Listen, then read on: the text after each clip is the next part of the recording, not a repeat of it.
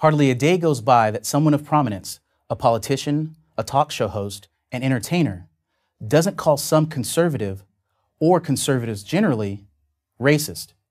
Here are typical examples.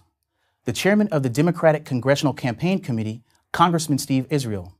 To a significant extent, conservatives are animated by racism. TV newscaster Ed Schultz. This is what the Republican Party stands for: racism. Oprah Winfrey. There's a level of disrespect for the office that occurs in some cases, and maybe even many cases, because the president is African American. There's no question about that. To call someone a racist should be a very serious matter. A racist is a person who believes that one race is inherently superior or inferior to another. It's not intelligence or goodness that determines an individual's worth. It's his or her skin color. To say that racism is foolish and stupid, not to mention evil, is to understate the case. But according to many of their critics, conservatives are that stupid and that evil. But with few exceptions, conservatives are neither. So why is the charge even made? The answer is primarily political: to maintain black support for liberals and liberal policies. To back up this charge, the accusers point to conservative policies. So let's examine some conservative policies to see if they are indeed racist. The long-standing conservative opposition to affirmative action is a good place to start. It was Democratic President John F. Kennedy who first used the term affirmative action in 1961.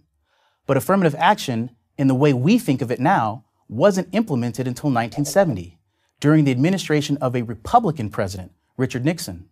The theory was that, because of historical discrimination, blacks were at a competitive disadvantage to other races and ethnicities. To erase that disadvantage, standards that most blacks presumably couldn't meet had to be lowered. One could make the case that this policy had some utility when it was first put in place, but that was a long time ago. The conservative position is that blacks have repeatedly proven they can compete with anyone without the benefits, demeaning benefits, I might add, of lower standards. There are countless examples of black success in every field at every level. The policy is no longer necessary. But the conservative argument goes further. Study after study shows that, in the case of college admissions, affirmative action actually hurts many blacks. By lowering admission standards for blacks and some other minority students, colleges set many of these students up for failure. They get placed in schools for which they're not prepared. And high black dropout rates confirm this view. So does common sense. If white students with mediocre SAT scores were admitted to Ivy League schools, they too would be set up to fail. Let's do the math. Conservatives believe that blacks and other minorities are every bit as capable as whites of succeeding as policemen, firemen, businessmen, lawyers, doctors, politicians, and college students. Yet for this belief, conservatives are called racist. The irony, of course, is that those who accuse conservatives of being racist believe that blacks and other minorities are not as capable as whites of succeeding and therefore still need affirmative action, almost a half-century after it was first implemented.